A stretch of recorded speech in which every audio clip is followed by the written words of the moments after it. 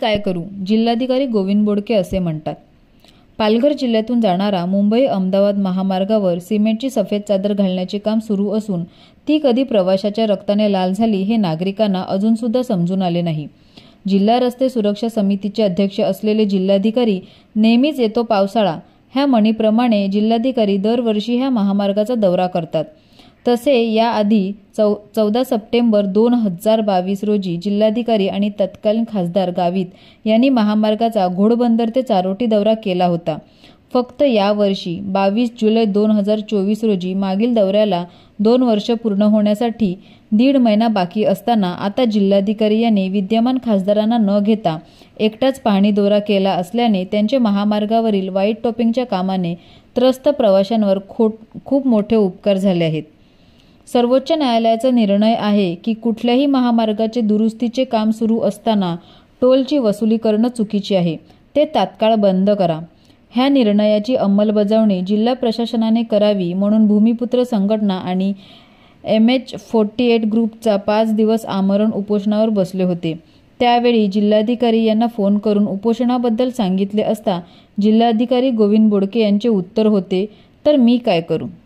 मग आता पुन्हा ह्या महामार्गाचा परत दौरा करूनही जिल्हाधिकारी काहीच करू शकत नसतील तर हा दौरा करायचे नाटक तरी कशाला करायचे, फक्त जिल्ह्यातील नागरिकांना आणि मीडियाला दाखवायला।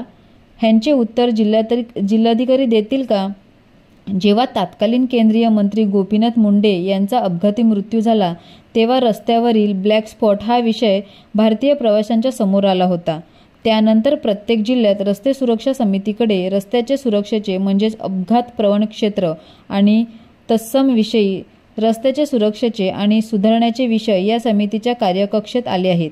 तेव्हापासून जिल्ह्यात असलेल्या रस्ते सुरक्षा समितीच्या अध्यक्षपदी संबंधित जिल्ह्याचे जिल्हाधिकारी असतात, तर RTO किंवा सार्वजनिक बांधकाम विभाग हे प्रमुख सचिवपदी असतात।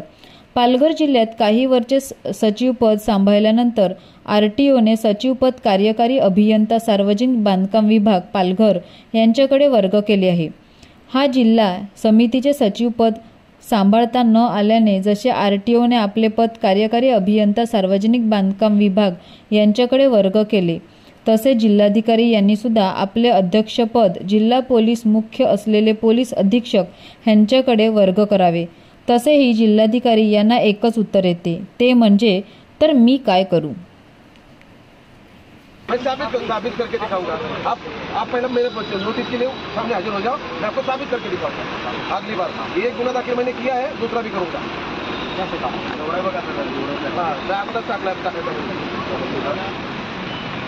आप है ना सिक्योरिटी मेजर्स ले लो, हम आपके साथ है, प्रोजेक्ट के साथ है और नहीं कर रहे। अरे मेरे नोटिस का जवाब देने के लिए मेरे पास नहीं आ रहे हो, चाय पीने के लिए नहीं आ रहे हो, मेरा ही खर्चा होगा, क्या फर्क पड़ता है। आज तो कल गवर्नर आने वाले हैं, आप क्या हेल्प करोगे बोलो। ट्रैफिक नहीं होना चाहिए,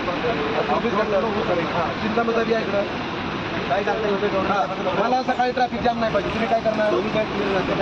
आता तुमचा CCTV पाहिजे, एक जिथे मातीचा रोड आहे तिथे CCTV आणि ह्याचं रॅपिड काय असते खडी, किती नंबर खडी।